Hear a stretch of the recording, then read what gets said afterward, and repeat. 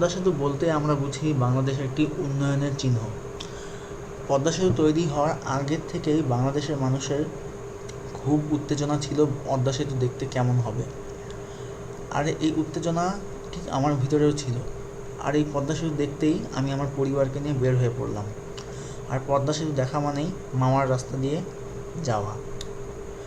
মামার রাস্তা দিয়ে যেতে যেতে মামার রাস্তার আশেপাশের ফাঁকা রাস্তাগুলো খুব উপভোগ করেছিলাম।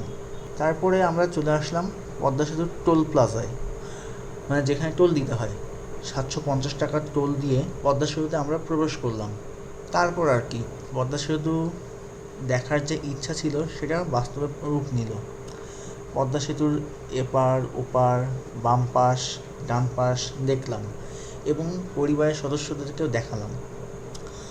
আর সবচেয়ে বড় কথা হচ্ছে পদ্মা সেতুর নিচে যে পদ্মা নদীটা, সেটা যে এত বড় আমি কল্পনাও করিনি। আসলে আমি যমুনা সেতুর বাসিন্দা, তো মানে আমরা উত্তরবঙ্গের। যমুনা সেতু দেখতে কেমন হয় সেটা দেখে দেখে এতটুকু আমার ধারণা হয়ে গেছে পদ্মা সেতুটা দেখতে কেমন হবে। কিন্তু যমুনা সেতুর এক ধরনের রূপ আর পদ্মা সেতুর আরেক ধরনের রূপ। যমুনা সেতু 2 লেনের রাস্তা আর পদ্মা সেতু 4 লেনের রাস্তা। তারপর আমরা সকলে মিলে পদ্মা সেতুর সৌন্দর্য উপভোগ করতে লাগলাম।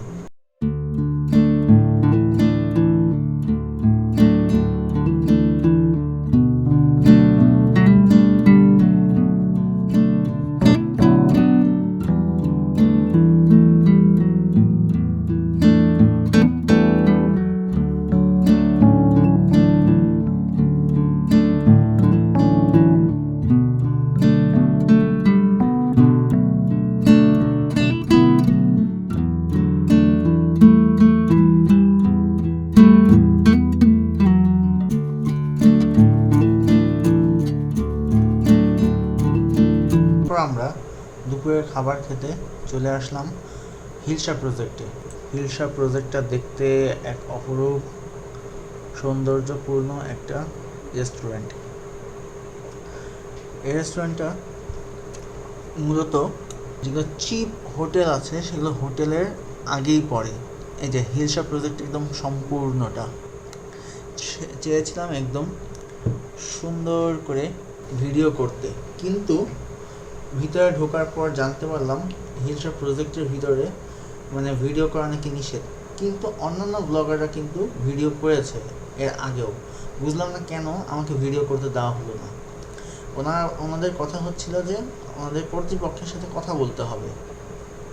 তারপর আর কি, ভিডিও করতে ভিতরে পারলাম না। যতটুক পেয়েছি তার মধ্যে এইটা একটা, হিলসা প্রজেক্টের ইলিশ মাছের তালিকাগুলো এবং তালিকার সঙ্গে দামগুলো দেখে তো আমি অবাক যে এত দাম কেন। ভেবেছিলাম যে অল্প দাম হবে এবং শুনেওছি যে এইসব জায়গাতে মানে পদ্মা সেতুতে এবং মামার আশেপাশের জায়গাগুলোতে খাবারের প্রাইসগুলো নাকি খুব কম, কিন্তু এখানে এসে দেখি পুরাই ভুল। মানে আকাশ ছোঁয়া দাম এক একটা মাছের। এই জন্য আমাদের ওখানে আর মন ভরে এবং পেট ভরে খাবার খাওয়া হলো না, মানে দুপুরের খাবারটা খাওয়া হলো না। তারপরেও কিছু তো খেতে হবে, দুপুর হয়ে গিয়েছিল। এই জন্যেই এই মাছের দো পেঁয়াজা আর লাল শাক আইটেম দিয়ে মাছ ভাজে না, ওই আইটেমটা ছিল। কাইন্ডলি আমার নামটা মনে নেই। তারপর ওখান থেকে আমরা বাই বাই বলে চলে আসলাম। এই ছিল আমাদের হিলসা প্রজেক্ট ভ্রমণ করা।